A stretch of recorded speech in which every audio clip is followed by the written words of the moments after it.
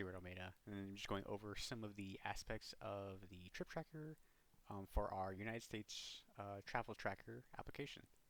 So when you go to the home page, after you sign into your account, you'll see a section up here called My Trips. If you just click on that, it'll open up the main trip tracker section that we're kind of looking at here. So what we have here at the beginning is a map box map of right now it displays the entire world, but you notice that actually right now it highlights just the states of the United States. And so at the bottom below that, we have a little dashboard section that has the total number of states that you visited, the total number of trips, the total expenses between all the trips, and the total number of days traveled, calculated based on the start and end date of every trip. So we have a button here called Add New Trips. If you click that, what will happen is it'll pull up a form that you can enter information for a new trip they want to add. So include a title, description, start, end date. You can add legs to the trip, where this is where you actually add in like the cities and states that you visited, and you can add in just general expenses related to the trip and a note overall, just about the trip itself. So you can save the trip. So actually, we'll make one right now. So we'll do a Chicago trip.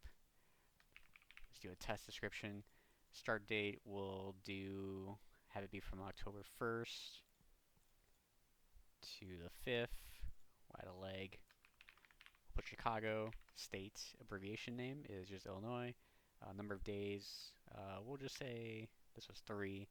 And we'll start adding in some expenses. So transportation, we'll just do 50. Food, we'll do 100. Lodging, we'll do 300. And extra, we'll do, say, 50. Put a test note. Save trip. And so you see that things were updated automatically after we added the trip. And the cool thing is that when you look back at the map, since we added Illinois as a state that we just visited, it actually color codes that state green, being able to mark it off as being so you can actually easily see which state you visited and which ones you still have left to go to. And if you look at the dashboard again, everything's sort of been updated. Total number of states has been 3, total number of trips is 2, the expenses went up, and the total number of days increased as well. And you see that the first trip that was actually here just as a test had 2 states. So it had Arizona and Colorado, so that's why those 2 were initially counted.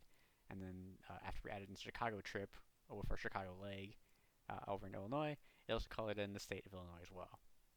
So aside from that, there's also a filtering option too. So there are a couple options that you can filter through. It's not the most extensive, but it allows you to filter through a couple things. So you can do based on the earliest trip that you had or the latest trip, based on the expense cost.